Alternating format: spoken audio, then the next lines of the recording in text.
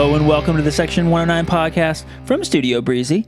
I'm here with Sir Mix-a-Lot, Bobble Juan, Jay, and JP. Yes, sir. Looking fly in those sweet shoes, dude. Talk me through the shoe choice. Are those new? Are they old? They're old. My younger brother actually gave them to me. They're called the Michigans. Is this your younger brother that's also a winger? What was that? Yeah, he's a winger. Yeah. I met him I don't think I met him here. I think I met him in California. I believe so. Yeah. I definitely met him in California. I don't know if that was the second time.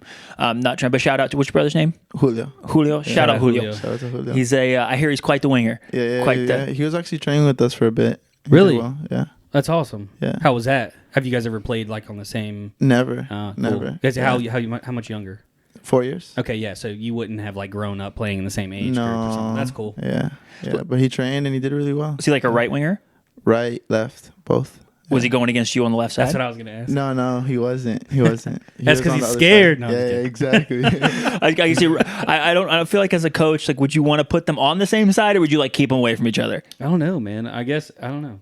That's good. I guess there's some more strategy that goes into that because like it doesn't matter what it is when you're going against a little brother. You gotta win. No, you never let him win. If anything, it would be to pull like the better player out of JP. You know what I mean? Exactly. It's like, oh shit, no, I can't. This is practice, but like, I can't absolutely not. More important than the biggest game is not letting my little brother win. Hey, we have one more person with us. You forgot to mention. We do in the Peanut Gallery, which is disrespectful to the Peanut Gallery, but I don't know what else to call it. We got Vic. What's up, Vic, baby? How you doing? Vic. You're not going to be able to hear him, but he did come in looking sweet, fully decked out in CFC head to toe, and brought the Taco Bell. So brought lunch. Yeah, what a good man. Shout out to Vic. What a good man. But we're gonna start a different way than we've started the last couple. We're gonna go straight to some food questions. JP, what is your most controversial food take, do you think? Oh, controversial. Everybody's got a thing, and we may figure out what it is without. But do you know what it is? Like, do you know this thing that you like that no one else likes? Like Tom put ketchup on pizza and ate cereal, without milk. Those are like his two things. So which are clearly insane things to do, by the way. Yeah, and he knows that. Unless you do both of those things, and then in which case that'd be two in a row. No, so I actually really like to put, like when I eat pizza specifically, I like to put ranch and Parmesan cheese. I don't know I know not a lot of people do that. That is for the Italians, and as the honorary Italian on the podcast, as Jay called me, that is terrible, and you're a bad person. Okay, I fuck with it. That sounds like a thing Jay would do high for sure. Yeah, right. Ranching. Are you a good cook? Yes, I would say I'm a good cook. Okay. Yeah. I actually asked my mom for her recipe of how to make chilaquiles. Okay. Yeah. What is that? It's a Mexican dish. Really delicious. Oh. Yeah. Dude. Hell yeah. Delicious. Try it. Okay, are you good at it then? I'm good at it, yeah. Let's go. Yeah. Is that your like I have some my wife is an incredible cook and she has her grandmother's like recipe book. Like literally her grandma wrote like 10 handwritten versions of it and we have one of them. And like her mac and cheese is like next level. She's a Southern lady, you know. But her like that mac and cheese it's like if we're going somewhere and we're taking a dish to like a party and Rachel's like, all right, I got to blow everybody's socks off. Gonna make the mac and cheese, you know. Would that be your go-to dish to I would say so. somebody? Yeah. There's a lot of my teammates from last year that I had them try the chilaquiles. They loved it. Let's go. Yeah. Did they request it ever? Yeah, they requested it. Yo.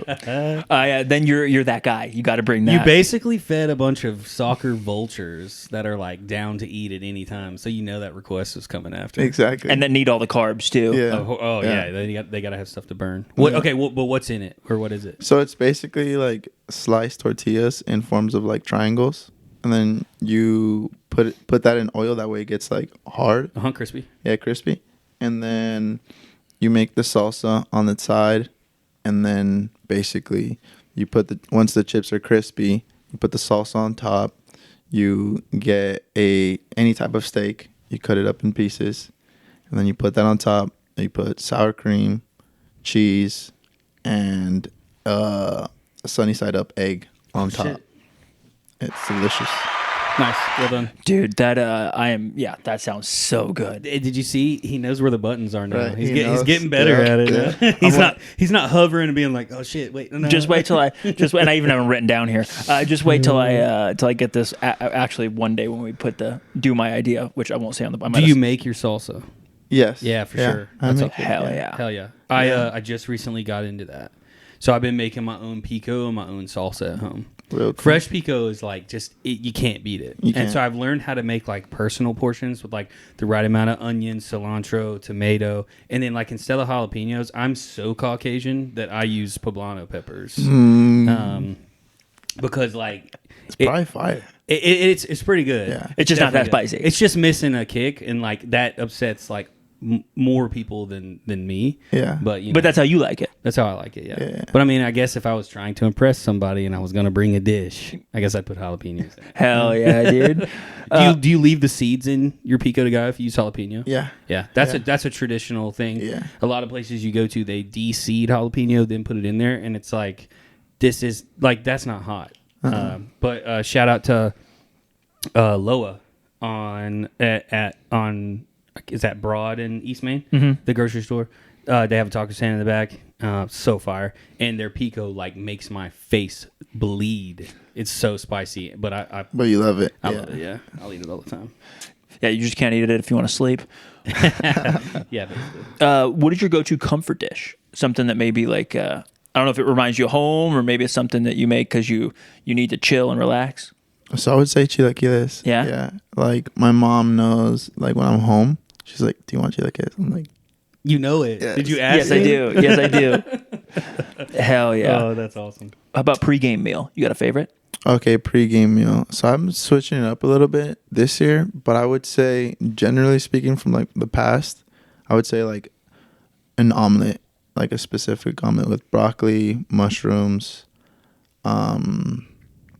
bell peppers, tomatoes, and then a little bit of shredded cheese, and then that's How many eggs? 3. Whole eggs? Yes, It's an important question. Great Hell question. yeah. So Great three question. whole eggs. When do you eat it? Like So I would hour, say 2 hours, 3 hours. So I would say like in the morning and then like at 8, and then as it gets closer to the game in the afternoon, I just have a smoothie. Nice. Yeah, Heck a yeah. smoothie. Yeah, so you like to be hungry then. Yeah, A little bit, maybe not empty stomach, but like So like right now, I'm actually intermediate fasting. yeah, Yeah. but not on game day. I don't know. That's where I'm kind of gonna Yeah, just kind of it'll get a change feel when you for when it. you're gonna have the things to burn to be able Right, to use the right. energy you get. Ah, it's interesting. Yeah, dude, IF is powerful, but like, I mean, that Vic's a big IF guy. But like, if you need to do athletics, how are you doing with training and not eating? I anymore? feel great. Yeah? I feel great. I actually feel great. So like, yeah, like the mind and the body will like test you a little bit, but after you kind of like get through that like little like dizziness and stuff like that, I feel fine. just dizziness. Yeah, just a little bit. As long as I don't pass out. Yeah, I'm good. exactly. It's interesting though because it does test you. So like in the morning, like right now, I've just been having a smoothie. Until then, my first meal of the day will be like anywhere between like 5 and 7. And Wow. Then, yeah.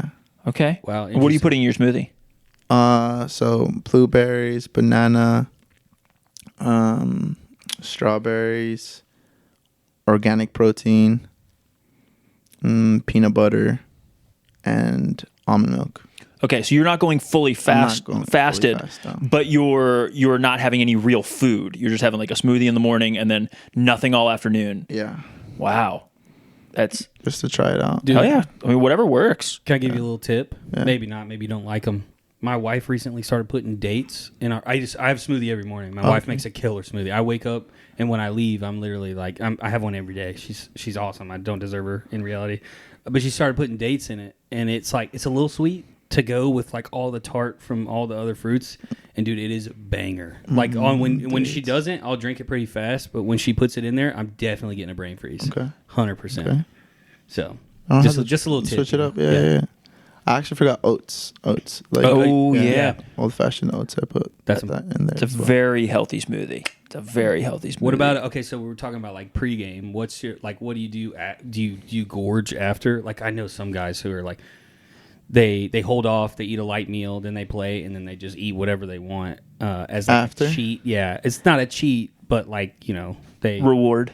I guess reward's a better word. Yeah. So I'll usually do that like in the past. Now I might be like a little bit more disciplined, but in the past, like generally speaking, like let's say if I play on a Saturday, on Sunday I'll just eat a bunch of junk food. Heck yeah. Like a bunch. Yeah, And then back to it on Monday. Back to the reality on Monday. What's the junk food? Doritos with lemon and Tapatio is like my favorite, my go-to salsa. Oh, that's awesome. Ice cream like for dessert, like in between like popcorn and just going, and a bunch of sweets, like a bunch of candies, like the sour worms, sour gummy worms are my favorite. Trolley. Yeah, the trolley. Bro. Yeah, those are my favorite. Yeah, I think they actually have cocaine in them because they're so addictive. I'm sugar free now, but when you come to my work, we have like this. We're all about like hospitality and like your experience with every candy you can imagine, just sitting in jars. And dude, it was a struggle. It was a big struggle. I would walk by, I could look through like 2 doors and see that jar just gleaming at me from the other room, and I'm like, I got to go over there. Yeah. So Snickers bars for sure. Another one too that I have to get when I'm ice cream Snickers. You ever had ice cream Snickers? Yeah, those are good. Those are good. So good. I don't know what they do, what the nougat is supposed to be, but that little crunchy thing they put up in there, dude. Oh my god, quit. Favorite beer at Chattanooga Brewing Company after a win? That's a great question. There's a lot of good ones. I think it's called the West Coast. You like the West Coast IPA? I like the West Coast. Nice. That makes sense. Yeah. Yeah. It makes sense, bro. Yeah, exactly. It fits. It fits. Yeah. It fits. It definitely fits. So I got a question that I just thought of. So we're gonna find out. It might be a dumb question, or it might not be useful. Never asked it on the podcast before. You were the first one. When you go to a buffet, like a big buffet, whether it's Asian food buffet or like a classic like Ryan's or Golden Corral or whatever, what's the first thing you go for? Oh, I love fried rice. Fried rice. Hell yeah. That's what I go for at Buffet King on Highway 153. Let's go. Let's go. Thanks for the let's go. That made me feel a lot When better. I was a kid, I used to always go for the Jell-O. Did you really? Yeah, dude. That's because my parents didn't let me have a lot of sweets. Yeah, so yeah. like, So like, if I could go, it might be the second plate, but like as soon as I could have sweets, I'd be like half my plate of Jell-O. Dude, you know you mentioned Ryan's, which is like OG. I know. OG. I don't even know if that was local or if that was national. I have no idea. I think it was like a southern regional thing. But if you go, if you're driving in the middle of nowhere, Florida, and you're going through a place called Perry, Florida, you find yourself there. There's a place called the Fusion Buffet. One side is Granny's Country Kitchen. The other side is a Chinese buffet. And you can do both at the same time. Nice. And it is, sounds like heaven. Dude. If you go to Chef Lynn's, by the way, speaking of Asian buffets, you go to Chef Lynn's, you got to go for the green beans. All right. I've never been to Chef Lynn's, but I see it pop up on my stuff all the time. Also, if you ever go to an Asian buffet, don't ever go in the back. So I used to deliver beer at a couple Asian buffets, and I couldn't eat at them after I went in the back because they were a little rough. They were a little rough in the back. But like, if you don't know what's going on in the back, it's all good. And I'm not saying all of them are like that. I'm just saying from my experience, 2 of 2 ruined it for me. So I'm never going in the back of an Asian buffet again because I want to eat there. Bro, Rachel used to work at Oakley in the mall, and there was a back hallway that connected with Sbarro and Sarku, Japan. I went back there once, and I haven't been to Sarku. I used to crush Sarku, dude. I went see back that, there once, saw a couple things, smelled a certain smell, and I was like, all right, yeah. Yeah, not doing it again. At the hotel buffet, who gets the wildest breakfast last year? Ooh. Who'd you look over to and go, dude? Or who you point, hey, what did he get? Did he really get 17 pancakes? I would have to say Damien. Yeah. Damien Rodriguez. Really? What would he get? I mean, he just like, are you really eating that? Like, just the most unhealthiest thing. To be 21 again, right? I was about to say, he's got the age complex. He's got the going age. for him. Yeah, he's got the age and the confidence. So, well, speaking of breakfast, what do you go to? Is it pancakes or waffles? Pancakes. Yeah. Fries, favorite type. So give you a couple examples: curly fries, waffle fries, shoestring, crinkle cut, other. Cajun fries. Okay, so like a seasoning. You like a seasoned fry. That's the first one that somebody said that on here. Love that. That's a solid shout out. How about fast food fries? Any particular fast food fries? Yeah, I would have to say the In-N-Out animal style fries. You are Mr. West Coast. Yeah, obviously, we're going to get back to the history questions, like where you're from, all that stuff. Yeah. I have something that you and I need to go do. Have you ever had Whataburger yet? Not yet. Okay, so that's like the big argument is like, what's better, Whataburger or In-N-Out? And like, there's now one close, like Kennesaw, right? Or? No, dude, in Scottsboro. So you got to drive to the middle of nowhere, Alabama. Oh yeah, Scottsboro. You're right. That's right. I went there. I was stopped. I went to see Billy Strings in Huntsville. Stopped there. Stopped on my way. went to Billy Strings, drove back, stopped again, and was on my way. I get it, like, dude. You don't pass them often. But in California, you throw a rock and hit one, in and out. Right? Yeah. I swear I just recently saw a Whataburger heading to pick up Partita from the groom station. Here? Yeah, here. I hope they're putting one in. That'd be sick. I know they're putting one in Murfreesboro. I'm not sure. I'm way up on the Whataburger. It'd be sick if they're putting one in. What are you saying? Murfreesboro already has it. Oh yeah. I knew that. I tried to go on the. I guess we were driving through on like the day they opened, and it was like, oh, never mind. Turned around. It was crazy. Lines were way out. So yeah. I will sleeper fry. I think the Chick-fil-A waffle fries are like my favorite for sure. Okay. But a sleeper fry is a place called Checkers. Mm-hmm. Agreed. Seasoned fries from Checkers rule. And and honestly, they sell them in the freezer section at your grocery store, and they taste the same. Do they really? I've not tried the ones in the freezer and section. Rachel and I crush them. But there's one, down in Eastridge. There's a. Yep, that's the only one. Yeah. I every now and then if I drive by, it's got the double. It's one of those drive-throughs that has double drive-through, so you can drive through one side or the other. So you can it's so weird if you go through on the wrong side because then you're reaching across your car to give stuff out. But yeah. I just go by and get fries. What do you dip them in? Ketchup. Okay. Yeah, ketchup. Yeah, ketchup. I mean, he's already got plenty of stuff on with the animal style anyway. Yeah, This may sound like a really dumb question, but are tater tots a big thing on the West Coast? They are. Okay. They are, especially in school. Yeah. Oh, really? And in burritos, I feel like you go to San Diego, you get tots in your burrito. Oh, dude, for a breakfast burrito, next level. Next level.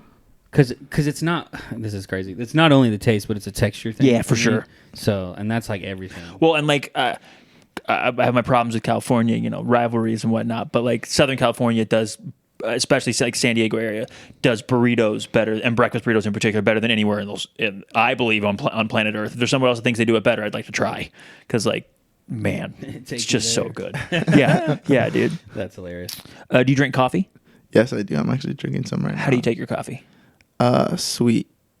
Sometimes black, but normally speaking, sweet. Yeah, I'm I have a sweet tooth. How many sugars? So I like to just kind of shake it a few times. Yeah, shake it a few times, and then Love that. Do you get where's your favorite coffee place around town? Do you have a couple?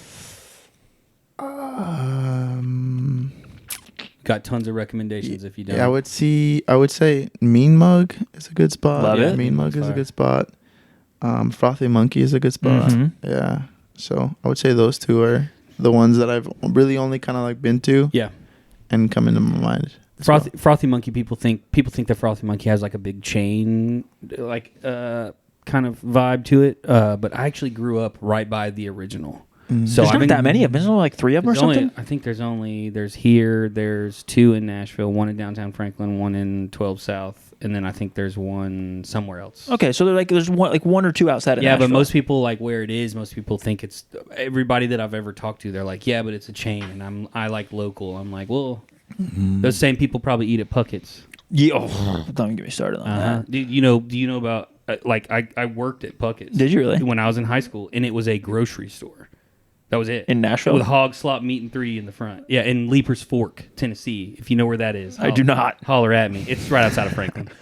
But yeah. But now it's a restaurant. Sorry to sidetrack. No worries. JP, how do we feel about pineapple on pizza? Love it. Yes. Let's go, man. Let's go. Fuck you, Matt. Fuck you, Matt. Definitely. Favorite type of pizza? Pineapple pizza. Yeah, let's go. Oh, hell yeah. Mine's pineapple pepperoni. I double P for sure. Do you have a favorite pizza spot in Chattanooga? So I don't. You do now. Yeah. It's called Southside Pizza. Southside Pizza. Yeah, that's where you got to go. There's other good places for sure, but Southside is. Yeah. It's definitely peak pizza. Hold on, I got a question for the peanut gallery. Vic, how do we feel about pineapple on pizza? Oh, he's not a pineapple on pizza guy. Just to balance this out. Well, you can't. Not everybody can be right. No one can be perfect. That took me a second. Matt's gonna be so upset. That's 2 in a row we've had pineapple on pizza for guests. He's gonna be so upset. What does your ideal hot dog look like? Oof. So I would say I like my hot dogs wrapped in bacon. Wrapped in bacon. Slices of avocado. My God, this is so West Coast. Slices of jalapeno as well. Ketchup, mustard, mayo. Bun, yeah. Yeah, and bun. Okay. trying. Well, I didn't know that seemed like a thing that might be like a gourmet on a plate. Right. Dude, I'm trying to yeah. like draw that vision in my head. I'm That's currently crazy. eating that in my head. It sounds amazing. You said mayo, so Breezy's locked in. Yeah, dude. Big mayo guy. Like he eats a hot dog with just mayo on it. I do that as food terrorism to other people. I will eat that. It's great. He eats it and he puts pictures on the I internet. prefer. So my preference is just like I think just mustard is the proper way. That's my opinion. Bun, dog, mustard. However, my favorite is bun, hot dog, mustard, mayo, and ketchup. Okay. But because no one else likes mayo on their hot dog, basically, I mean, very few people, I will do it with just mayo, and then I'll send pictures of it, and then I will eat it like that. It's not joking about it. I've done it to Matthew on the out in public, like put mayo on my dog and like look at this, and then just it's good, it's delicious. Mayo is good. All right, you can stop fast forwarding through the hot dog. People are tapping right now. Tick, tick, tick, tick. I like mine completely plain. So Okay. I'm weird. Yeah, he doesn't put any condiments. He likes to, just chew on it and drink. We were joking last time about you dipping it like Joey Chestnut style. Oh yeah. in the lemonade, okay, not water. What about so we're talking about hot dogs. What about burgers? What's your ideal burger? What do you like? What do you like on your burger? Ooh. And do you have a specific type of bun you like? Because that's important to me. No, okay, so when I go to In-N-Out, Okay. I always get the same thing. Let's go. I always This get is the third time we're talking about In-N-Out, Yeah, and I'm yeah. freaking here for it. I always get a 4x4 because that's like on the secret menu. at Which one is In-N-Out. the 4x4? It's like there's like a secret menu at In-N-Out. So it's a 4x4. So Okay. it's 4 patties. I mean, 4 patties. Yo. 4 patties. It's huge. Obviously with like the cheese after every like patty. So it's like patty cheese, patty cheese, patty cheese. Exactly. Okay. Patty cheese. Hey. Chopped chilies.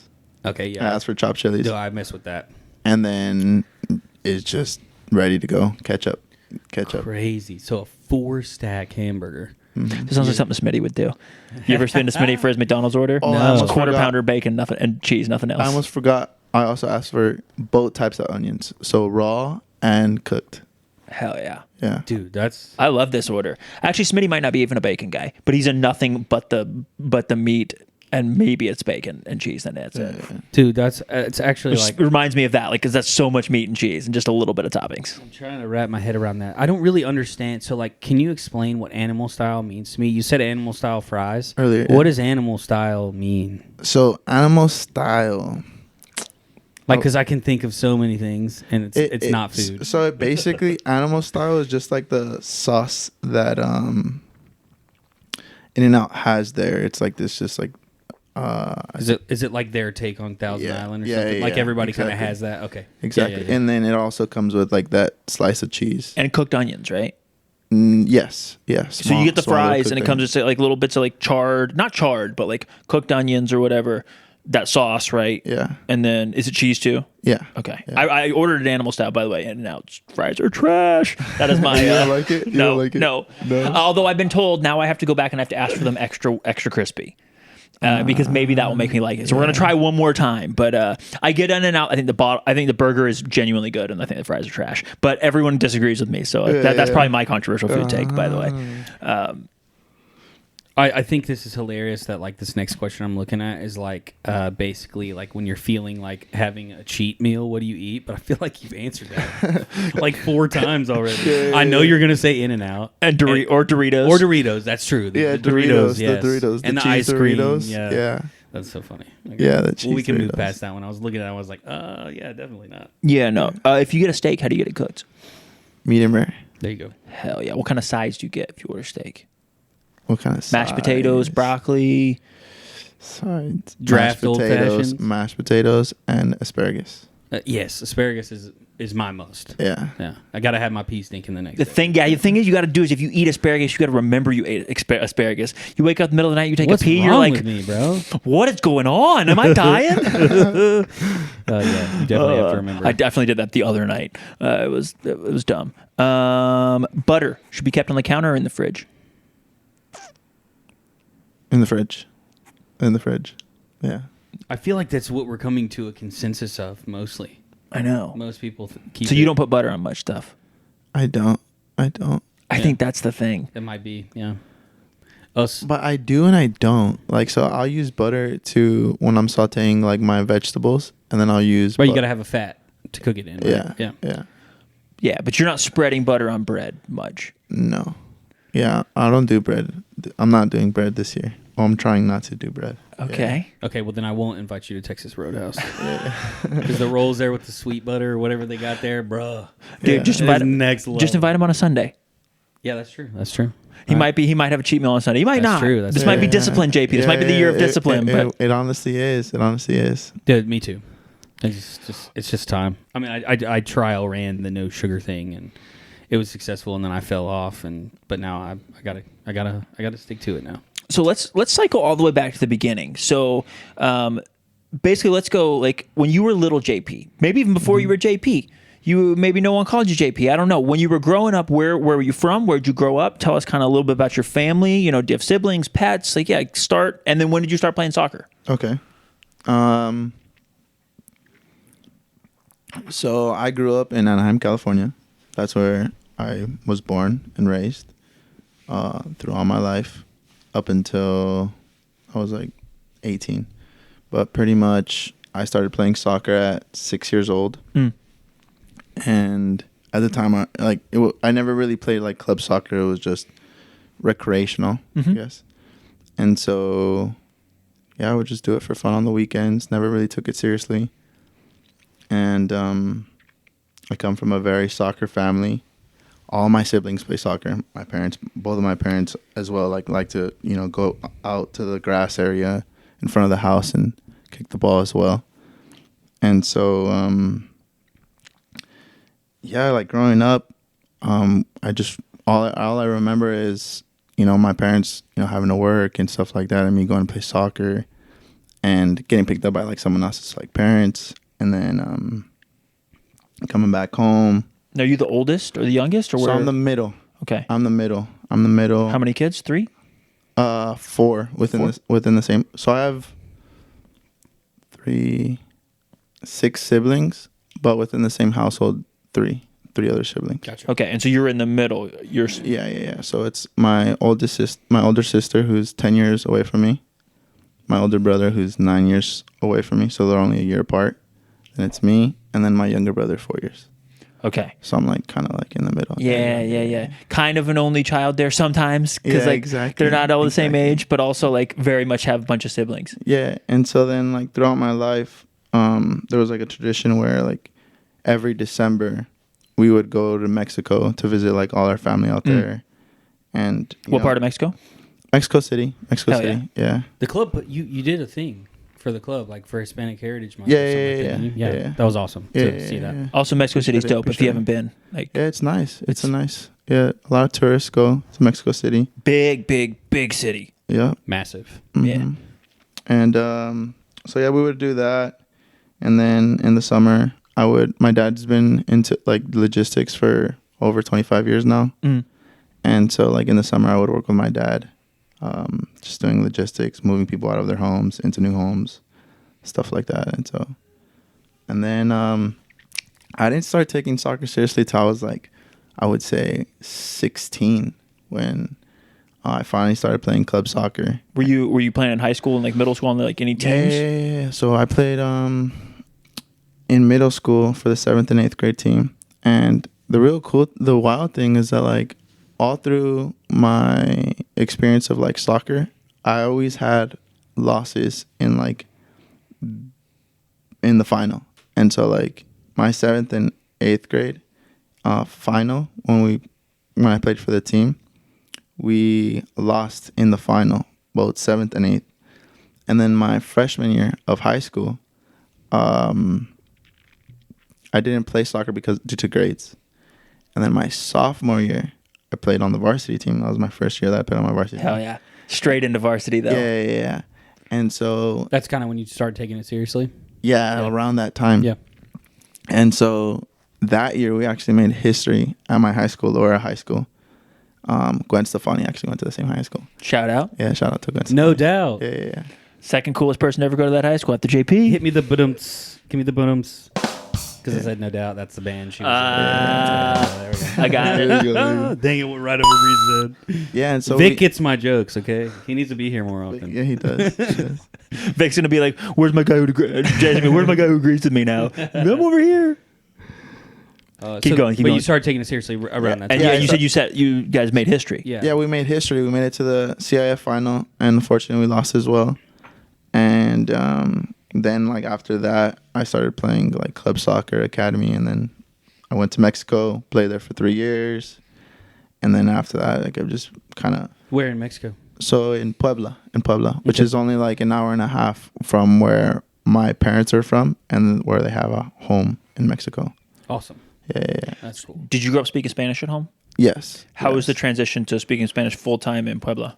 So it was interesting because like me being a Mexican American going to Mexico, it was like, okay, right off the bat, like he doesn't speak Spanish as fluent as us. And so like right away they could tell me like, all right, you're from the United States. Yeah. And so, cause in Mexico they play around a lot. And so they would just call me like gringo and like play around and like, you know, pocho, you know, you're not from here and stuff like that. And then like I would kind of be like quiet about it and started getting like a little upset about it. And then I was pretty much like forced to improve my Spanish. Like as did you adjust like a few months in? You kind of like adjusted and found the like even like the style of play like out there, like obviously like playing playing in middle school, high school, the soccer is different. Yeah. And then being in Mexico, it was just like more technical, tactical. And so like I struggled like the first year, I would say. And then also like off the field with the language a little bit in terms just of like fluency. And so I ended up just grabbing onto everything, like the style of play, speaking Spanish and everything. And then, we started playing a lot of minutes. But was it with the first team? Let's go. Did a preseason with the first team. I was close to debuting. I was on the bench. Of like a pretty big game, which is like a cup game. And then basically my journey at Puebla was done at the time because they pretty much told me like, oh, you're a good player, quality, but we're going to send you on loan. Like, we're going to sign you again. We're just going to send you on loan for 6 months. So basically like similar to like FIFA, you know, like when you send a player on loan or when you get a player on loan. Mm-hmm. And so I got sent to loan at Las Vegas Lights, where I played at Las Vegas Lights, due to them knowing the coach there. So at the time, like his name was Chalice, was there for 6 months. And then I was told by the head coach, and then the one of the operation manager back in Puebla, like, but they basically told me like, hey, you know what? We were told that you are an inconsistent player. And so basically they let me go. And what the wild thing was that leading up until that moment, phone call after phone call, they told me like, stay in shape. We're going to send you on loan. Stay in shape. We're going to send you on loan. Mm-hmm. And so then, you know, I was obviously grateful. I always said thank you for, you know, obviously like giving me the opportunity and believing in me and, you know, kind of just dealt with it. So then now I was back home. I was in Puebla for 3 years. I was back home. And how old are you at this point? 21. Okay, so you did 18 to 21 with Puebla. Yeah. And then it's like, and now you're what's the next step? The next step is, like, at the time I didn't know what the next step was. Why? Because when I was in the U.S. growing up, I played in just recreationally, not like really like, you know, really competitively in club or academy. And so I didn't know anyone. I went to a bunch of like open tryouts. And the first open tryout that I went to, well, I was planning on going to a bunch of open tryouts. And the first open trial I went to, I made it with OCSE, and which is a USL championship team. Yep. Orange County. Yeah. And Play then, at Great Park, shout out. Yeah, shout out. You're home for quite a while there. Right. And so That's right. I played there, but I wasn't signed all of 2019. I was just an amateur player. And, you know, I was... Were you able to live at home? Are you is it close enough? It's 25 minutes away from home. I lived at home, would drive up. They would just... All they were able to give me was pretty much just for gas, which was pretty much nothing. Yeah. And so you were just training. Nothing. Did you play, or were you just training? I was just training, and then so like that, you were like the emergency player. They could have been like, "Oh, we got an injury. Now you can play." Type of thing. Right. And I think I was also like maybe I could say like if I'm being retrospective and like looking at myself in the mirror, I think I was a little complacent. I could have been like, "Hey, coach, like just asking more questions." Like, "Hey, coach, like what do you think about me?" If not, like go somewhere else and try something new. But I was there all of 2019. I think I learned a lot as well. And so then I finally heard about like NISA opening up in 2019, 2020. And so then in 2020, I went to Eden Hazard's team, which was 1904. And then I was there. And then pretty much from there, leading up to like 2021, right before coming to Chattanooga, I had just been going up to like better teams in NISA. So like I said, I went from 1904 to LA Force, played in the final against Detroit. We played in this. It was really cool because when I was at LA Force in 2021, there was an opportunity. I'm not going to fully go into like full details, but in 2021, there was a moment where I was possibly going to come to Chattanooga, and the moment wasn't right. So I didn't come to in 2021. I didn't come to Chattanooga, and it was wild because I remember playing against CFC in NISA in 2021, and I love the fans. Like, I was like, this is sick, like the Chatter Hooligans, and it was funny too because we played against CFC, and there was like a L for like LA Force, and made you laugh. Yeah, it made me laugh. But I loved it. Well done. I loved it. The Tifos matter, baby. Yeah, it does. And so I remember painting that one. You did? Yeah. It wasn't just me. It wasn't just me, but I was one of many people. Yeah. Wait, so was that in the bubble or no? Yeah, that wasn't. So no. That was in the bubble. That was like in one of the seasons, like mid-year. Okay, so after. After. Yeah. And so so I remember playing against Chattanooga in Detroit in the semis, where it was a hectic game, super hectic game. That was not fun. And then playing in the final, like I said, similar to my past. I was up there with that wave. I was the one waving the flag. Yeah. In the stands. Oh, okay. Right. Dude, full circle moment. That's amazing. Yeah, I know. Full circle. And so then 2021, lost in the final against Detroit. And then 2022. And you went to Cal United that year, right? Yeah. In 2021. After that LA Force. Yeah, after LA Force. And once 2021 was done, in 2022, I went to Cal United. Yeah. Played a year there where you guys were the best team in the regular season. Yeah. And then came to Chattanooga. So how did you end up in Chattanooga? How did that go down? I know that you said there was a little something the first time that we don't have to go into, but thought about it. Maybe there's opportunity. Didn't happen. Whatever it is.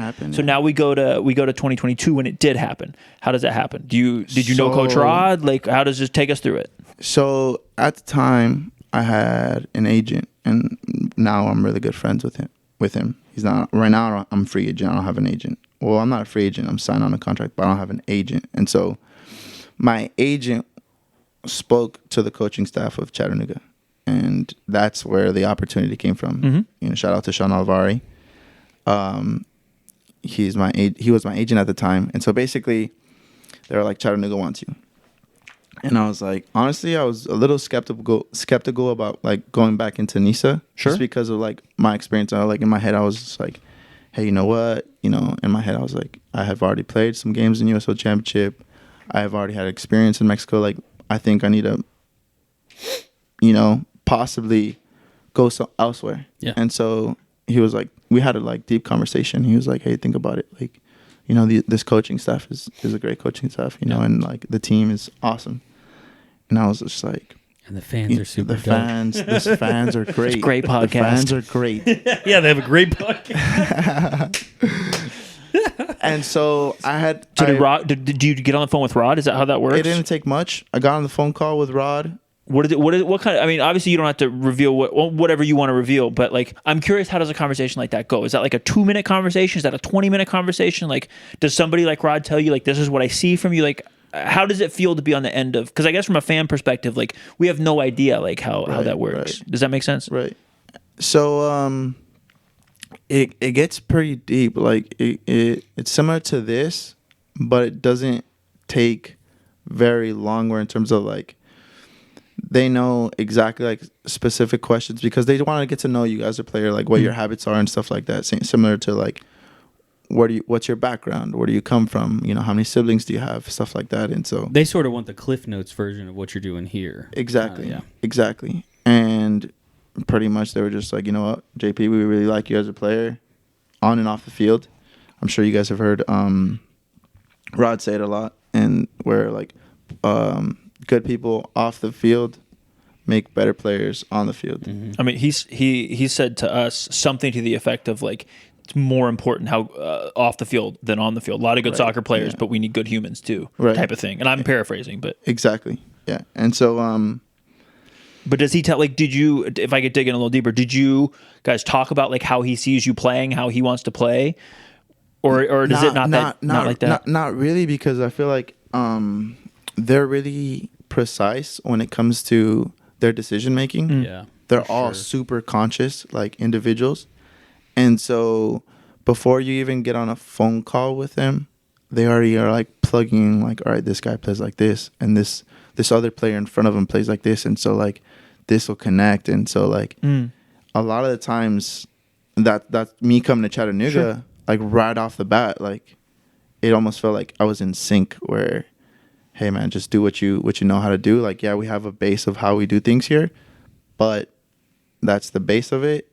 And then just feel the game, play the game, make plays. And so, yeah, it was great. Like we don't really go into like deep conversation about that. It's really just, hey, like what is your background? So okay, I got a question about your game and how you play. So I think if Matt was too, I think if Matt was here, he would also want to ask this question. So I doubly have to ask it. So like you, as far as I see, you're a very well-rounded player, left-footed, like you do everything well. But there's one thing that I think you do better than anybody else, and that is your motor. You are never caught forward. Right. You never look like you're tired. Right. You're always like, it feels like I could be like, JP's going to sprint from literal just run sprints for the entire game end to end while everyone else is playing. You could just run sprints and never like, does that feel real? Like, do you feel that like that you have like an exceptional different like level motor than other players, or do you not see it like that? Yeah, I would say what helps a lot with that is like just my mindset and the heart the way I play. Heart is a good way to describe it, because you are never not either back or forward wherever you're supposed to be. And you are like, it could be the second minute or the 92nd minute. You are still running the same amount. Yeah. And so like the way I see it is like pretty much like for as long as I have a CFC jersey on, like I'm going to defend that jersey to the death until my legs fall off. Got to run through a brick wall, dude. Yeah, exactly. Dude, that's awesome. You mentioned your heart. Where is that instilled like through family? Is that a passion for the game? Yeah, Where do you think that comes from? So I would say from my family, like both my parents in their own fields having to make a sacrifice for us as a family. And so I feel like that all comes subconsciously, like naturally from me to just kind of like have a good heart.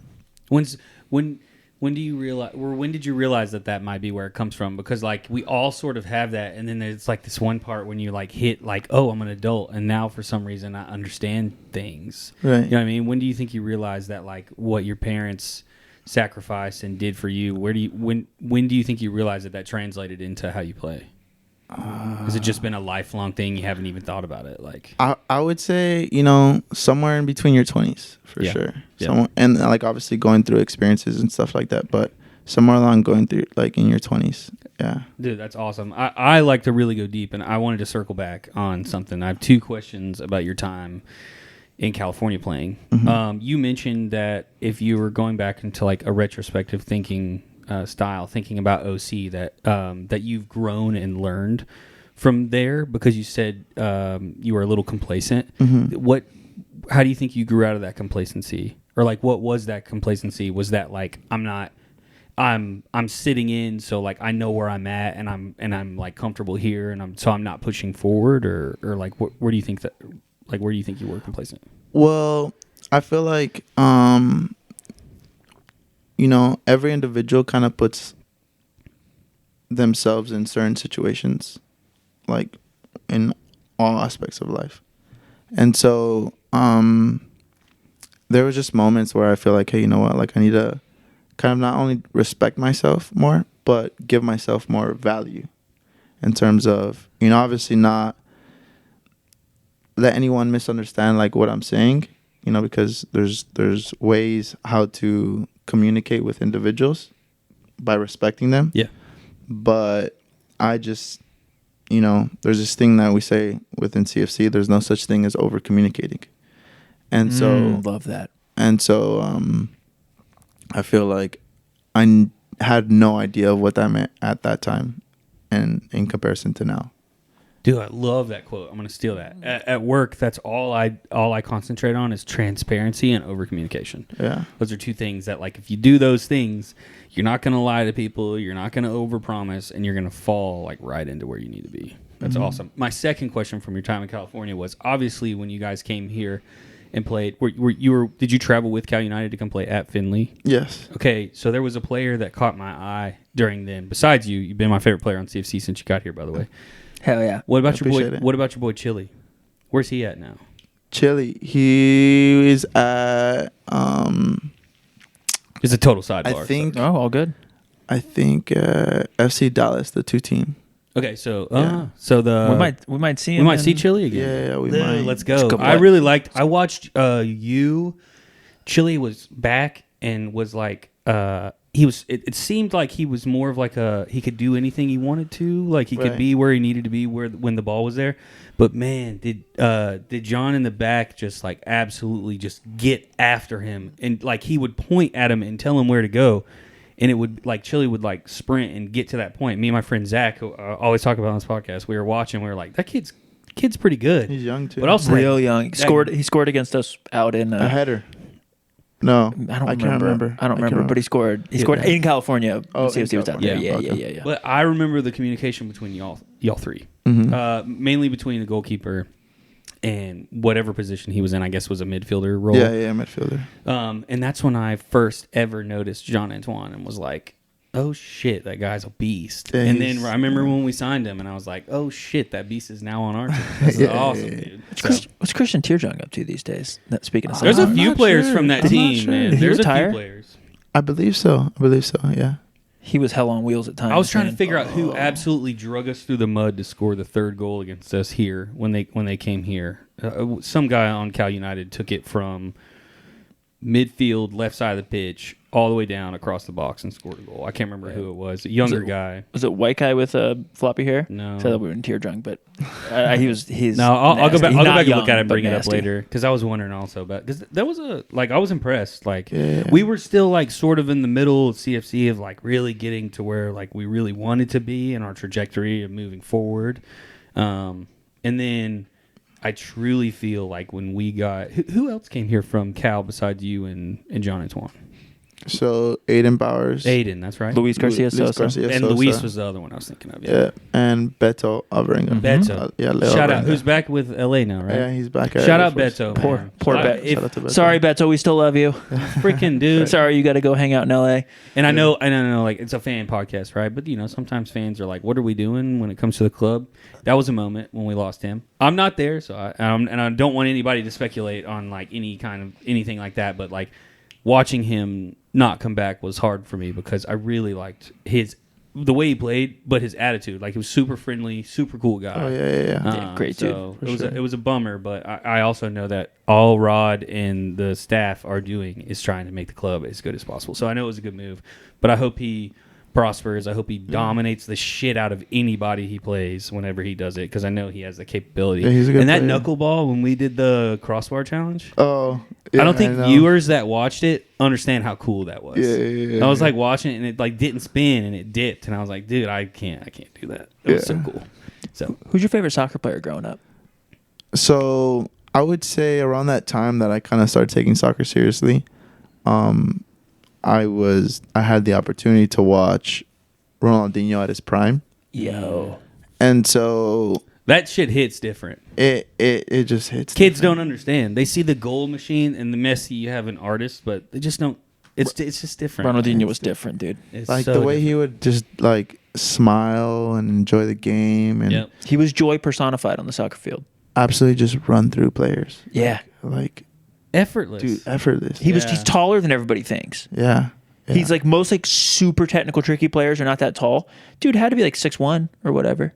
Vic will like this. I feel like Joga Bonito was like his entire mantra. Yeah. Like that was just like, but from his sprinting to his touching to the way he carried himself to the way he shot the ball to the way he could get a ball could be 30 feet to his right flying and somehow he gets a touch on it. Yeah. And the touch is crisp and the ball bounces like maybe a foot away from him. Yeah. And he's like already knows where he's going to pass it. Yeah. That kind of shit just Also, gets me off. He humiliated more defenders. Yeah. Humiliated. Yeah. What? So what? That when you were that age, what team was he on at that Barcelona. time? Barcelona. Yeah. Barcelona, Yep. yeah. That was it. Hell yeah. What number did you wear growing up? Growing up, I would like mix it up. I would wear number 16, number 22, number 17. Before I actually went to Mexico, I was a midfielder, like a winger. I was gonna go there. What And- position were you and- playing when you were growing up? Okay. and a Winger, which striker. side? Ooh. Yeah. I was on the right side, cutting in on my left foot. Let's Yeah, go. yeah. When What did it- you make the conversion to left back? Yeah, that's exactly where I was gonna go. So literally 7 months before I went to Mexico, yeah, I started playing center back. And so when I played in Mexico for all my 3 years, and then the 6 months at Vegas, I played center back. Yeah, Really? I was center back. Yeah, center back. Okay. How tall are you? 5'10", that doesn't matter, Breezy.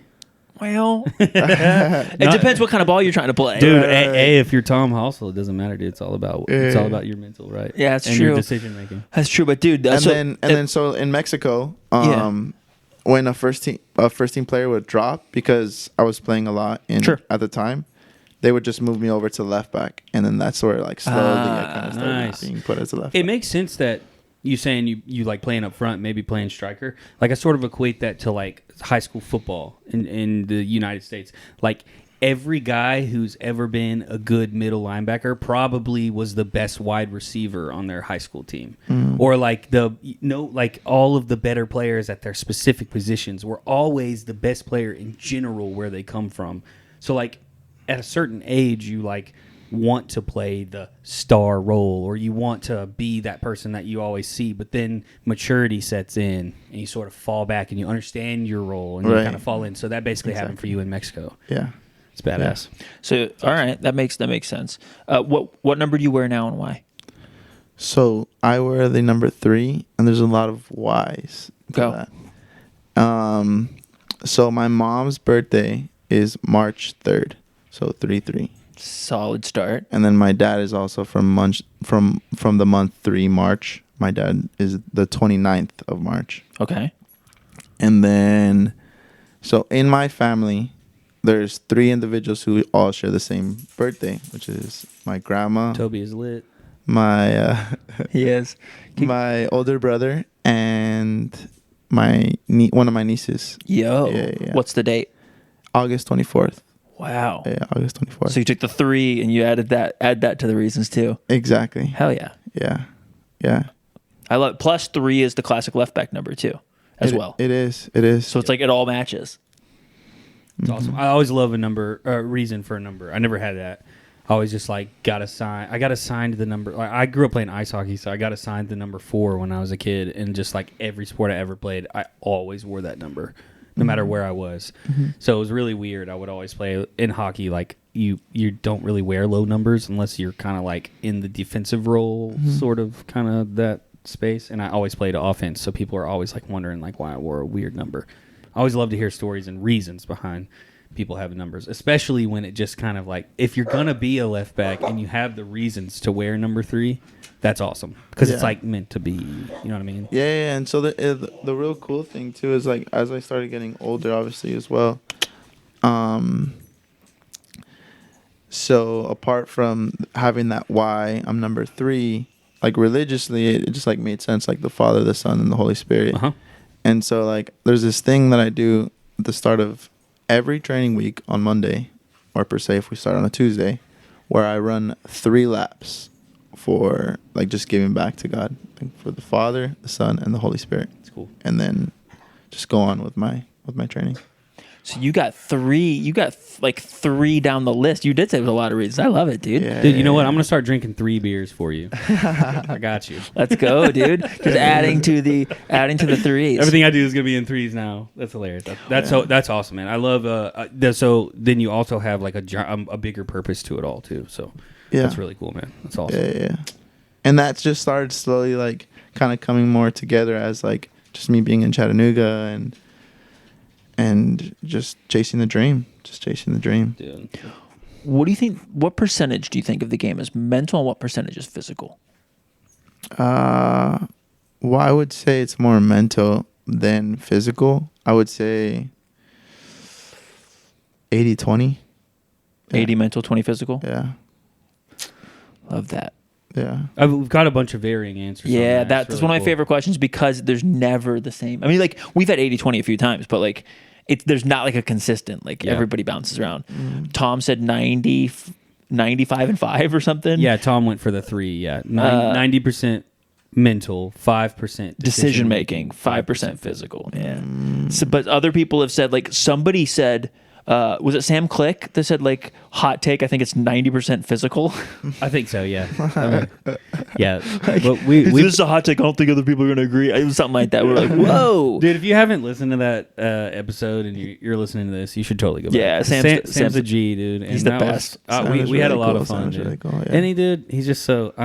Also, there's that guy that looks just like him named Cam Slick that keeps showing up in all the videos. I don't know. Really? They could be brothers or something. I don't know. That shit makes me laugh so hard. It's so good. Do what? Oh yeah, and there's that's Trevor Lawrence, right? Yeah. Yeah, we had a long discussion about that. That was really funny. Cardio work in the off season. How do you do it, or do you do it? So Because there's no actually timeout. There's no way you don't do cardio work. The amount you run. yeah. So And how does everyone else need to get as fit as you? So I do a lot of running on trails, like on just like dirt, rock terrain, Okay. and going up hills, going down hills.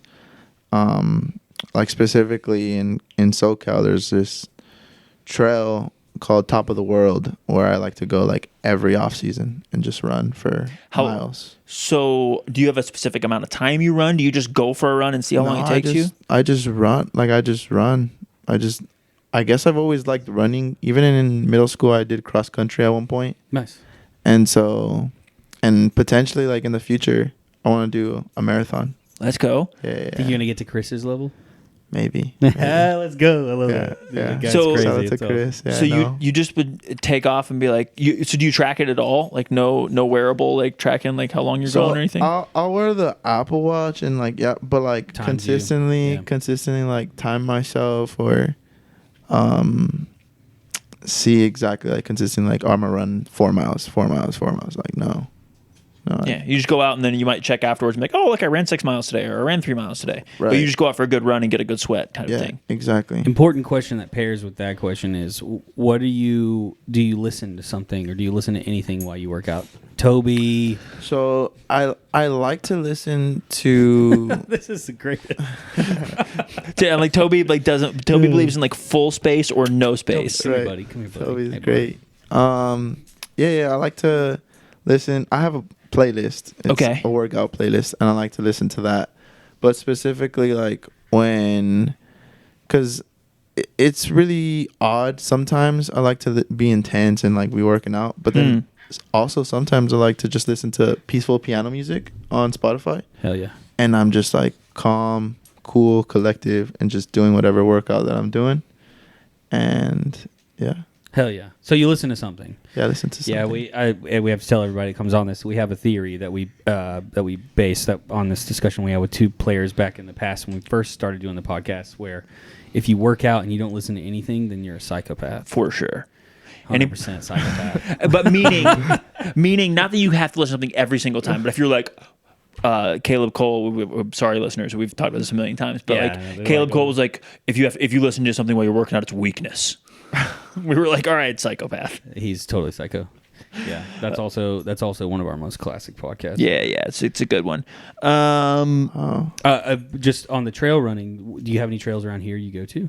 No, I don't. I got you. Yeah, there's a bunch of them, but also I think the best one for you to know is Stringer's Ridge because it's in the middle. It's in the middle of North Shore. It's like when you look from downtown out into North Shore, you'll see these ridges. It's called Stringer's Ridge. It stretches from like North Shore down 27 and like out into Red Bank. And there's a park up there. There's you just have to watch out for the mountain bikers. They're the people who have the right of way, but you just step off for 2 seconds. You can get around it. Everybody's really chill.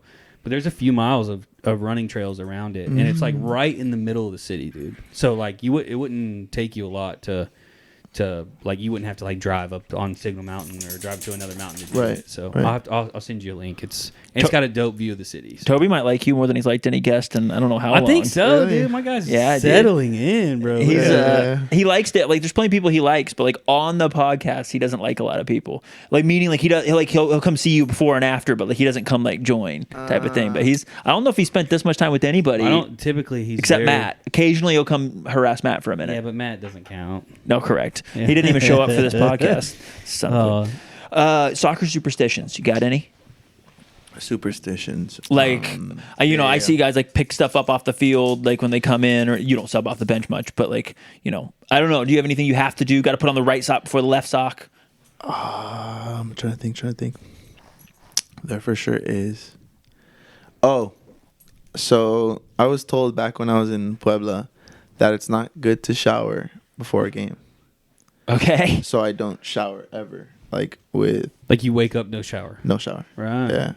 So post-game shower is the first shower of the day on game day. Yeah. Is that a Mexican superstition kind of thing? I don't know. I was just told that like hot or cold water come game day relaxes the body. That could make sense, yeah. I don't know if it's true or not, but I like this. I love this. I love this though. I mean, I just do it. So anyone showering before the game, you're like, mm-mm. Yeah, I've told like several teammates, hey, I don't know if that's a good idea. And they're like, yo, JP, we smelled you walking in. No, that's funny. Hell yeah. So no shower. That makes sense though, and it does things to your skin and to your nerve system. So I've been doing like cold showers recently, and it's honestly like it's changed. I can get in a cold shower, no problem. Yeah, I took one this morning. Did you? Yep, same. Yeah. Yeah, we cold plunges like recently, like we've been doing a lot. A couple of guys for like recovery. It's funny when they like interview you guys and you're all like in the tub, just like, yeah, sure, shattered teeth.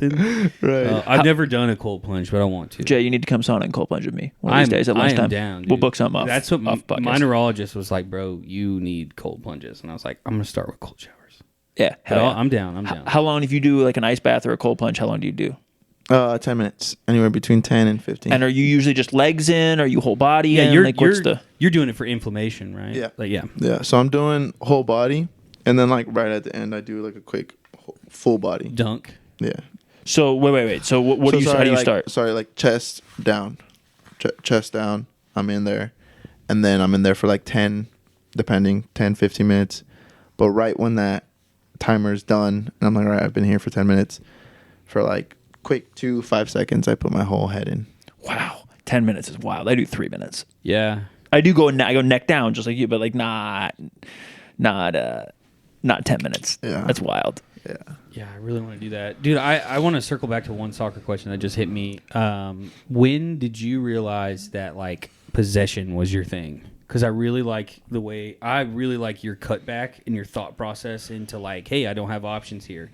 You're really good at hitting the cutback and recycling the ball, and that's my favorite when I watch a player who can skillfully get his way through problems or even create chances with skill, but also can turn around and do the right thing in recycling the ball. Right. Is that like a Rod thing or a coach's thing that they instill in you, or is that how you like play naturally anyways? Yeah, I would say it was just kind of like something that I've like naturally played, but slowly like being in Mexico and just like I said, tactically and technically just trying to keep the ball. That way, it's the best way you defend is by having the ball. Yep, and so totally. Yeah, just wild coming here to Chattanooga. Just slowly, I've been able to use all my strengths with the right system, the right team. It's awesome. Dude, I always notice it. Like I said, you're 100% right now my favorite player on the pitch. And my friend that literally I'm always gonna say his name. You watch all the games together. Yeah. We always talk about you. We're always like, God, it's just refreshing when like coming from where we're from. So like you gotta remember, like when I first started watching CFC, like it was NPSL. Then it went NISA. Now we're moving up, which we need to talk about in a second, and with your expectations and stuff like that. But like it's so refreshing to watch a real professional who like really understands their role and their job, but also is badass and has sick blue hair. Yeah, the blue hair is my by far my favorite thing, because I didn't know you and you just showed up and I was like, dude, like your hair looks sweet or whatever. You're like, taking it all year, baby, or something like that. And I was like, let's go, dude. So let's go. I was going to look up. I think you're the first player we've had on since the MLS Next Pro announcement, right? I think so. Yeah. Yeah. We haven't talked about. So let's go straight there. Like, how are you feeling? Like, when did you hear? Like, I mean, you might have known way before we did, but like, when did it become that it was real? And like, yeah, like, how are you feeling about it? So, I mean, it became real. I think at the end of the season last year, we were told that we were going to go into MLS Next Pro. Mm-hmm. And I mean, man, like, you know, last year, a lot of my teammates who are no longer here were quality players. But as I mentioned before, you know, the coaching staff, they're very precise and conscious when it comes to decision making. Yep. And so, you know, it's just good to see that in all around the field, like in every position, it's competitive. Yep. There's quality players. We've had a discussion about that. That competition is only a good thing. It's only a great thing. Yeah. It's only a great thing. So you got competition this year for the first time in Chattanooga? I would say so. Is it Milo or Milo? Milo. Okay. Milo. I haven't talked to him yet. Player. I'm He's a good player. so I had He's the a first really person I good got to ask. So yeah, how obviously you are, what's today? We're 5 days into practice? 4 days into practice? Yes. Did you guys start Thursday of last week or Wednesday? We started Thursday. So Thursday, Friday. Thursday. You didn't train Thursday? So Yeah, Friday was your first? the ball with the ball in the eye. Oh, don't do that, dude. Yeah, I know. So Friday, Monday, Yeah. Tuesday, Wednesday, Thursday. Oh, today's Thursday, right? 5 days in. Yeah. Today was day 5.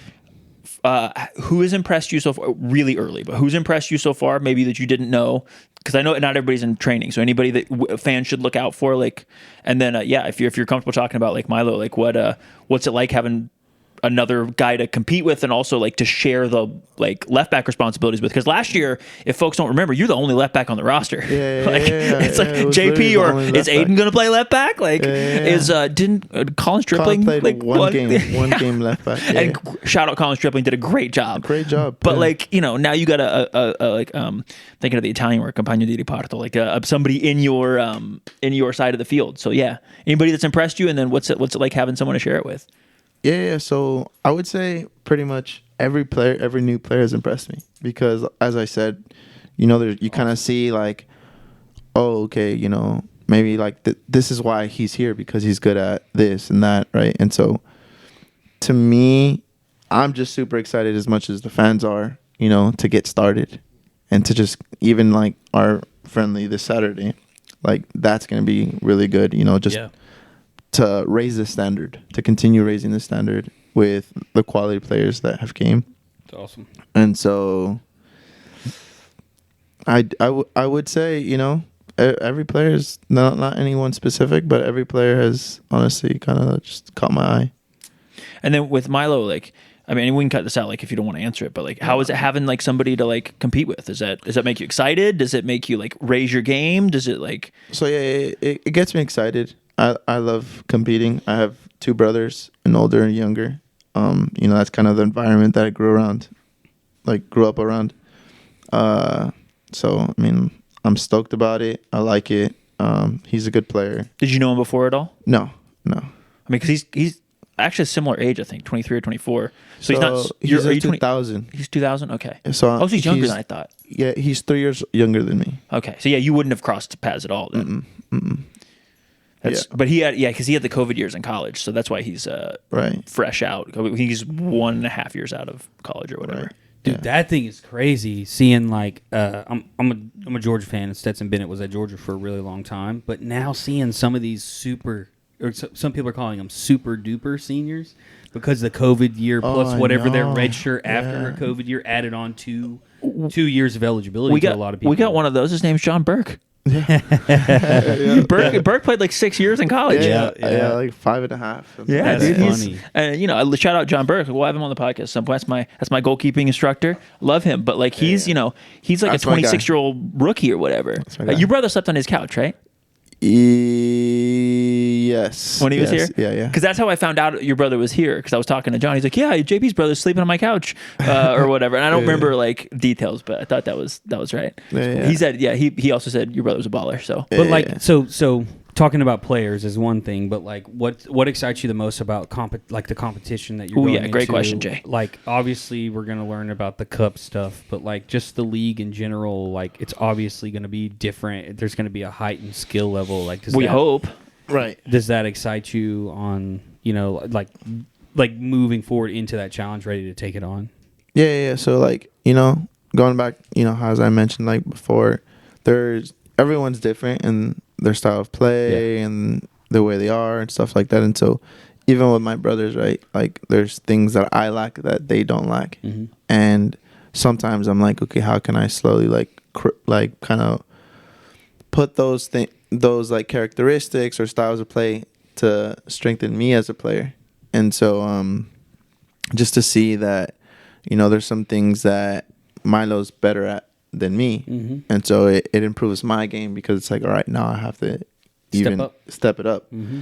And so like, don't get me wrong, even last year when I was the only left back, I was still thinking about those things and asking questions and being a student of the game still, right? And so, yeah, like I think at the end of the day, it does make it more competitive when you have someone like there that is physically there, ready to play in the exact same position. So, and to physically be able to see that he's a quality player, he's a good player, and at the end of the day, like Coach has said, at the end of the day, they're just gonna put players who need to make the plays. And so I'm excited. I'm super excited to play and to compete, to play against each other. Like once everyone starts trickling in and we do just a scrimmage like amongst us, like I said, the over time the standard only gets higher. Yep. Yeah. So now we're going into MLS Next Pro with potentially a lot of kids, right? Like we don't know. Like are you thinking about that at all? Like meaning we might play teams that have a bunch of 17, 18, and 19-year-olds. And then, of course, we might play some that have like guys that are dropping down out of MLS. Like, have you thought about that at all? And do you have any like... So, not really.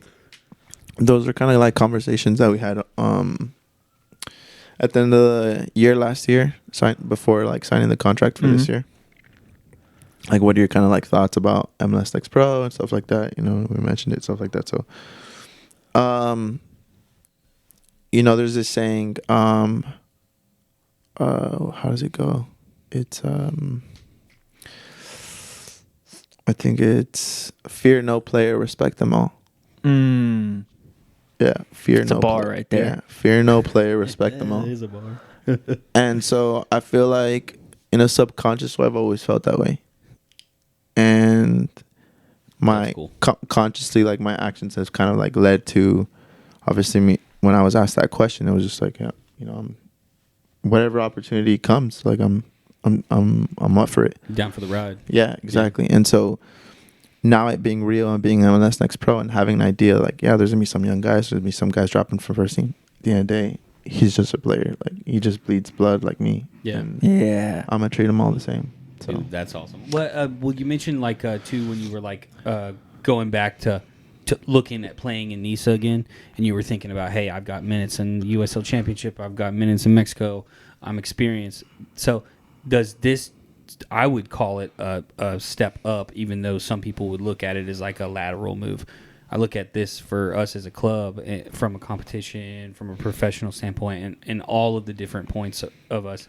Right. We're taking a step up. Right. Does that excite you? Oh yeah, for sure. Yeah, 100%. Because like it is like your way of stepping up, but still getting to stay with the similar foundation that you've been laying last year. And so I look at that. For me, like looking at you, I'm excited for you about that, but I just want to know how that made you feel like as a player yourself. Yeah, I mean, just seeing that MLS Next Pro, like, yeah, it's a new league, but, you know, it has a good foundation. You know, it's affiliated with MLS. The main sponsor is Adidas. And so it just looks good. It looks good for the New club. Adidas Have you gear is seen pretty the slick. Have you seen the kit yet? Do we have? Not yet. Okay. I didn't know if we were gonna have a conversation with the mics off. You know what I mean? Yeah. Don't worry, Jay. They're going to be trash. They're Adidas. Damn it. Everything but the kits is going to be fire, and then the kits are going to be trash. That's my prediction. I hope I'm wrong. Would you have pivoting completely back to something not serious at all? Go-to karaoke song. Go-to karaoke song. So that's to be the most You got to sing left field question. You got to of all sing time, karaoke bro. right now. What are you picking? I don't know why. It's just the lyrics are like in my head. Sam Smith, "Lay Me Down." Okay. Yeah, I don't know why. Let's go. You hit some Sam Smith. I'm gonna request that to be like one of the new like warm up songs. While you guys are out there. But now it's Tennessee whiskey. Tennessee whiskey. Okay. Good old- So you got some pipes then, huh? Yeah. No, not really, but we try. Who sings Tennessee whiskey? This is Tennessee questions for you. I have to, since you're here, I have to ask you. His first name starts with a C. Don't let Jay bully you here. His name's Chris Stapleton. Chris Stapleton. Yeah. So if you have to request, but when people now, I just want He's you. To, he's that's not even his son though. He's the famous one though. I just He made want it you to famous. know. Well, I knew of it before everybody else knew the Chris Stapleton version, but this is a little okay. Tennessee musical history for you. David Allan Coe was the originator. So if you want to blow people's mind, and here in Tennessee, just bring up the fact that you know that if anybody actually ever talks. But to Chris you. Stapleton's who made it famous. Like no disrespect to David Allan Coe, but like Chris Stapleton does it better. Oh, he's just a better singer Yeah. and all-around musician in general. Totally, 100%. But yeah, but if you want to drop some like, I lived in Tennessee and I know a little bit about country music, there you go. Yeah. Drop some knowledge. What in Chattanooga, if anything, have you not done yet? Maybe you haven't had time yet. Like anything like it's kind of on your to-do list. Well, I would say a lot. There's a lot of things like Chattanooga in comparison to like other cities in the U.S. is particularly small. Yeah. But there's a lot of things to do in Chattanooga. Yep. And so, I mean, I right off the bat when I came to Chattanooga, I was like, I have to go on the walking bridge. I have to. Yeah. And so I did that. But I mean, You been to Rock City yet? I haven't been to Rock City. I haven't been to Sunset. Sunset Rock? Sunset Yeah, Rock. yeah. I gotta go to Sunset. I haven't been there. Quite a few things. Yeah. The cool thing though is that like, getting into our apartments, there's like a to-do list, like things to do in Chattanooga. Nice. So Nice. Cool. we So have a they whole get, little list. that's awesome. Those Yeah, are that's great. If you go to a bigger city and they give you that list, it's kind of like meh. But here, that I'm sure that list is cool, and because it's such You a, can get to all those things. yeah, and it's everything's so tight knit here. It's a big reason why I'm still here. Everything's local based, and there's so many fun things to do, especially like outside. Like the quality of life thing is why Right. I ended up staying here. But yeah, Right. dude. Like I need to go to a Lookout game. I haven't been to a Lookout game. Definitely got to, yeah. I need to even go to like, just the UTC games. Like, just go. You know what I mean? Yeah, Like yeah. A basketball game, football game, Totally. a girls soccer game. You know, just go and support the city. You know. Yeah, Hell for yeah. sure. I got some teammate questions from last year. Oh, big. Yeah, I'm not one. going to make you. I mean, you obviously, if you want to answer them from this year, you can. But I know we're just a few days into practice. But who was the fastest player? If you're betting on foot races, you can't bet on yourself. It might. I'm not saying it's you or it's not you, but you can't bet on yourself. Might be me. No, just kidding. No. Foot race. Who you betting on? Foot And let's race. say one end of the field to the other. So Top of the box. Top of the box. Yeah, box. Start at the top of the box. Sprint. Dead A sprint. lot of fans probably wouldn't think about this. Okay. But Gene Antoine. Really? He's got feet. That is Really? not really. Yeah. He's got those It long does- strides. It doesn't surprise He's got me. those long strides. I did He's it. explosive. He's fast. Yeah. No, that's Okay. cool. That's awesome. Yeah. Can't say yourself. I was expecting Taylor or Yeah. Moo Taylor Gray's Moo really or- fast. Yeah. That's hilarious. Though. Yeah. Juan Louis, very fast. Oh yeah. Yeah, I think I fast. would have bet Juan Louis. Yeah. Yeah. But Gene's got wheels. I love that. That's got some wheels. insight that we need. Yeah. Also, I would argue Tolley wouldn't get out the box super quick, but once he gets up to full speed, he's not slow. Yeah. No. It just takes him a minute to get up to full speed. Yeah. You can't say yourself. Best dressed player on the team. Best dressed. last year. I mean, you could say this year, but we hadn't had any game days. Like, I don't want to hold you to this year. Yeah. I would say Aiden. Aiden Bowers. I love that. God, I hope he ends up back here. Dude, I love that dude. If he's back, he's a must-have. On the Might pod, have outside of your blue hair, probably the best hair on the team too. Yeah, for sure. That mane, dude. Did he miss a game? I could tell you the defense was worse when he didn't play. Okay. He didn't miss a game, but he came out at halftime, I think, in 2. Yeah. And then one of the exhibitions, I think he didn't play. Gotcha. Yeah. If I'm remembering correctly. Yeah. More teammate questions, please. Teammate most likely to show up late last year. Practice, meeting, game, whatever. Out of the bus from the hotel. I would say Luis Garcia Sosa. Yeah. Just hair bobbing, not paying attention. Yeah. I wish he would grow out his hair more. Yeah. Back from like Stumptown Luis. Do you remember Stumptown Luis? Oh, I know. He looked like there's a Mexican player he plays in León now, Guardado. Yeah, of course. Very Guardado hair. Yeah, very Guardado hair. Dude, his just like, and it was always like flopping around, and he was such a scorer too for Stumptown.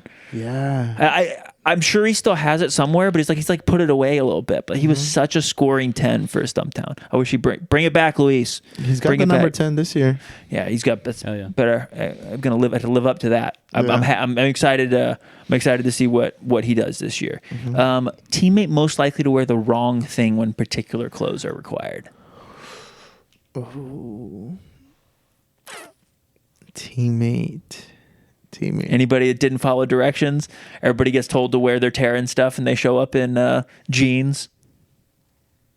Let's say Garcia Sosa. Yeah, Garcia. I mean, those gotta go hand in hand. If he's gonna be late, Lucho. Who coordinates or practices the most goal celebrations in practice? Who's leading the when I score, I'm gonna do this. Or is there anybody? I would say Taylor Gray. Taylor Gray's always thinking about how he's going to celebrate or stuff like that. I love that. Yeah. I love that. That was a Felipe Oliveira thing too. Yeah, very much. I don't know like if he always coordinated it, but he did a lot of group celebrations. Oh yeah, I remember he told me we were playing Nashville one time and we were all hanging out like earlier in the day, and he was like, "If I score, I'm going to the closest camera and I'm gonna do this and say like whatever he says to his mom." Call mom. He's calling his mom. Yeah. Yeah, I thought that was awesome. Who is the team DJ? Alex McGrath. Yeah, he's a music. Well, of course he is. Come on, Jay. Well, I mean, is he the one who controls the music? Because I'm guaranteed, like some of the stuff he plays, like at Southside or whatever, y'all aren't trying to listen to. You aren't trying to listen to the things 21-year-olds are listening to. Yeah, who plays music in the locker room? Yeah, I would say Thanks, Alex. Dude, Vic. Yeah, thank you. Vic is important Vic. today. This is Hell yeah, Vic's gonna be on every podcast now. Well, and Gene likes to get on aux a lot too. Yeah. Okay. Yeah, okay. Gene. That's how I should have asked you. Is who takes the aux cord? Yeah. Who's your favorite that gets on the aux? Oh, I would say I like to see because it doesn't happen very often. So I like to see when Jesus Ibarra gets on the Yeah? on the aux, yeah.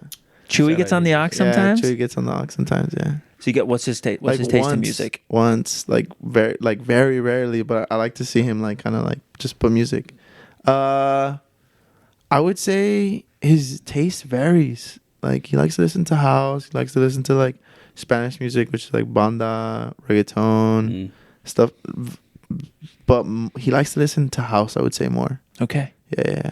Because you need I feel like you need the guy who's got the range to have the aux. Yeah, a little bit of everything. Yeah. You can't have the guy that only likes the Spanish music or only likes country or whatever. Because then half the team's like, what are we doing? Yeah. And so that's what I say Alex, because he's kind of really good at, obviously because he's a DJ, but he's really good at kind of feeling the vibe and hell yeah. Yeah. How's his taste in Spanish music? Very, very little. I mean, but he has some. he has some. It's good, but yeah, it's good. I would say his taste in Spanish music is good. The English guy. Yeah. You never judge a book by its cover, right? He puts me on a lot of country songs. Yeah, a lot of country songs. Let's go, Alex. Let's go, Alex. Dude, we need to plan a pod trip to go see him on what is it, Thursday or Wednesday, whatever night he DJs. Today. We need. We need to go. Dude, that's awesome. I think him whenever he did the crossbar challenge with us, you guys walk up and say like your position or whatever. He said DJ. DJ McGrath. So that's amazing. That is fun. Do you talk trash during the game? Are you a trash talker? So it's not like literal talking trash, but it's like if a player gets the ball and he's left-footed, like I'll be like, go here, go to your right, go to your right, go to your right, or like if his back is facing me and the ball's being played to him, I'm like, here I come, here I come, here I come, like yelling it and like I'm coming. You're playing mind games And more so, than you're like, talking trash. Exactly. Yeah, I love that. Exactly. That's awesome. But he takes a heavy touch. You're not, But like example, if someone steps on me, you best believe like I'm gonna step on them or something like get them clean. I wouldn't say I'm a dirty player, but like I'm gonna go in. If you're gonna play dirty, I'm gonna make sure I get my licks in too. Yeah, right. I got you. Who's the biggest trash talker last year on the field? Biggest for trash CFC, like who's CFC? Who was so in the past? I don't know if you remember Nick Spielman, who didn't play with you, but he would have played against you. Nick was like the chirper, notoriously chirping from center back. Yeah, and it was always funny. Yeah, like or good. Usually funny. Yeah. But I'm curious if there was anybody last year that always talking. I would say like generally speaking, no one really liked to talk trash, but I mean here and there. Just because he's like a funny guy and he liked to spice things up. Lenny liked to spice things up. I can see that. Yeah. Shout out Lenny. And Sebastian Cavazucci. Oh, I can see. He talks. Yeah. I don't know if I can't ever tell what he's saying, but he talks a lot. He was the other guy, Seba. He was the other guy who like really impressed me when I came and hung out with y'all for a little bit. It was you? You and I ended up talking like before anybody ever came out, and then he came over to me and was like asking me questions and just like getting to know me. And I remember I think that was his like first or second practice, and I was really impressed with like how vocal he was around you guys and like feeling comfortable with everybody. That's I mean, you can correct me if you don't think any of this is correct, but that's a leader. That's also a guy who's been captain. He's a vet. Like he's played. Like so. Like that's a guy that understands veteran presence, right? Like understands like what it's like. So I'm not surprised. I wasn't surprised that he's like slotted right into the team because like that's a guy who's been around. Also, he played against CFC before. He had been around CFC a little bit. He had tried out for CFC, and we'd offered him, and then he ended up going somewhere else. So like, this isn't a different coaching staff, but like. Not a guy that's first go around in soccer. Right. Yeah. And Sebastian's a vibes guy. He's a guy I regret not having had on the podcast. Very big vibes guy. And I see him after the game, big unbuttoned shirt, chain, like great vibes, dude. At all times. Yeah. At all times. Yeah.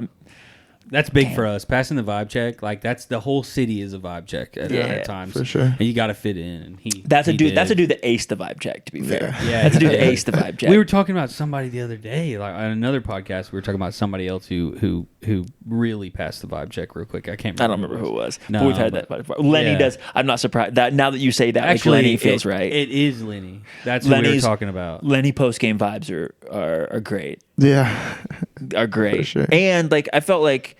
He was always the first to arrive in the celebration pile when somebody scored. Exactly. No matter where he was, warming up, not warming up, whatever, Lenny would be the first one to the pile, which I love. Yeah, great hype man. Yeah, dude. Yeah.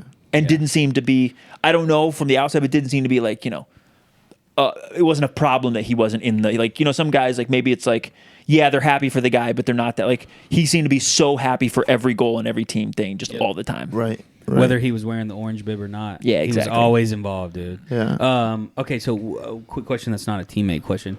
We are basically confirmed that we're going to be painting over the American football lines so that you guys are going to have a clean field, basically, to play on. Do American football lines throw you off?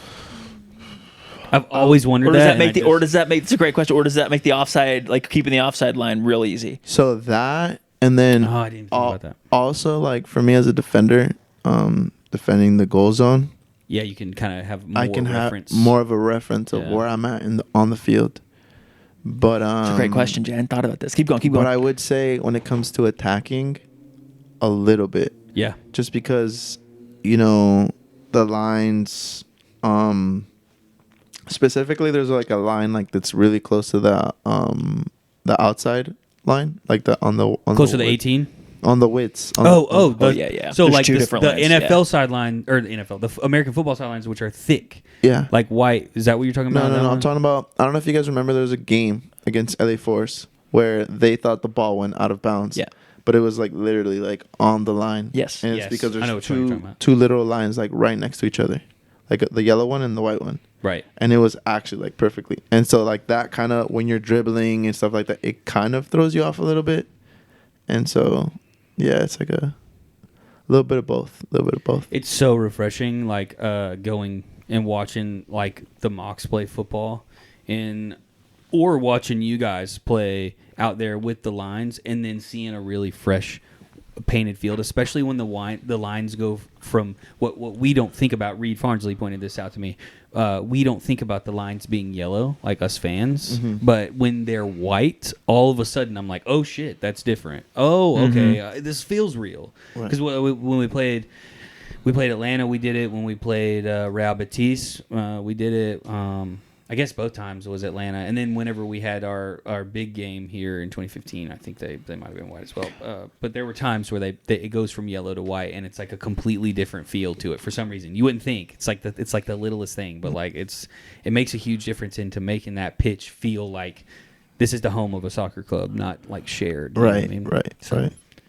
Basically, the white lines pass the vibe check for me. Hell yeah. Hell yeah. Hey, speaking of passing the vibe check, if you're watching this on YouTube, like, comment, subscribe, do all the things. Shit, dude! I just talked all that chatter a couple podcasts ago, and I literally haven't said anything. Yeah, we're on YouTube. That's a new addition. We didn't used to be on YouTube. We used to just be on audio podcasts. If you're listening, also know again that we're on YouTube. You should go watch it. And if you haven't watched the Tommy Salsa podcast, like a lot of these, like this podcast is going to be, it's better on YouTube, but it's also good on audio because we're not splicing in a bunch of highlights. But the Tommy Salsa podcast, y'all, go watch that one and go watch it on YouTube because there's a bunch of videos and like stuff we brought in from his career. That's actually really important. So every now and then we are going to bring assets into the podcast and show clips and stuff. So that would be a reason to watch. Well done. Yeah, we talked about some a famous Panenka in a penalty shootout. Like we talked about some famous saves. Like we went through a bunch of stuff from Tommy's like CFC playing career before talking about also, of course, a ton about him now in the women's program and whatever else. So like that one is genuinely not the same podcast on not on video. Also, shout out Jeff for already watching the video because he said he would. Jeff said was it Jeff? Who? I thought it was Jeff Clymer. Maybe reached out to you. Who reached out to you and said you sent me a screenshot and it was like, oh, Mike Flores. Okay, it was Mike. Okay, sorry. I don't know if I told you who it was, but shout out Mike. Okay, Jeff. Jeff. I think Jeff just asked a really good question. Yeah, Jeff asked a really good. Yeah, no, Jeff's a great. Shout out Mike. Mike. I don't know if Jeff watches. I think Jeff might listen. Jeff, I don't even know if Jeff should watch. Watch Jeff. Comment and prove that you watch. Just kidding. You won't. Last couple of things. What's your favorite non-soccer sport? Ooh, I would say football. American football. Who's your team? Yeah, Anaheim. You're kind of like in the middle. Do you have an NFL team, college team, or neither? I would say the Chargers. Okay. Yeah. Growing up. At one point when I lived in Riverside, one of my best friends was a fan of the Chargers. So you watch games with him? Yeah, so I watched games with him and stuff. So yeah. That's an organic way to become a fan. Yeah. Sure. And new head coach. Yep. Harbaugh. Oh shit, that's right. Oh yeah, he just signed him. Yeah, who is it? Yeah, sold cheating Harbaugh. Keep going. But I don't consistently watch football. Just the Super Bowl. That's pretty much it. Next week. I don't know if I'm going to watch it or not, but I've co-host Smitty and a lot of people, big Chiefs fans that I know, so I'll probably check in. Yeah, I just have money on it, so I'll watch. That'll get you. It's a good reason to barbecue. Yeah, it's a good excuse to hang out. And the halftime show will be the only thing Ella, my wife, will be interested in the entire football season. And she'll just we didn't watch the game 2-3 years ago, and I don't watch it. Probably watch one out of every 2 Super Bowls now. But like she was like she knew what time the halftime was going to be. She's like, turn on the halftime show. I literally turned on the halftime show. We watched that, and I turned the game off. Or there's always people watch for the commercials or whatever. But exactly like a couple years ago, one of my friends had their wedding party, wedding shower. On Super Bowl Sunday? Yes. Aggressive. And I would love that, but and the family was mixed because everybody was like, yo, we're trying to watch the Super Bowl. So what we did as video nerds, we had all of their friends record their own Super Bowl commercials. So that's cool. I had like an ATEM where I could cut and play audio and cut to a different thing. So on the screen, everybody's watching the Super Bowl, and when the commercials came up, I would like click, and it would be their friends saying like, how proud they are, how much they love them, and blah blah blah. But then that became controversial because people are like, yeah, but like we're literally watching for the freaking commercials, bro. So I blocked out all the commercials from them. I'm like, sorry, dude, I was caught in some crosshairs of some families. How dare you, dude? How dare you? Dude. How dare you? Last one for me, and then we'll see if Jay's got any more. Favorite TV/Netflix show? Anything you're binging on, watching lately?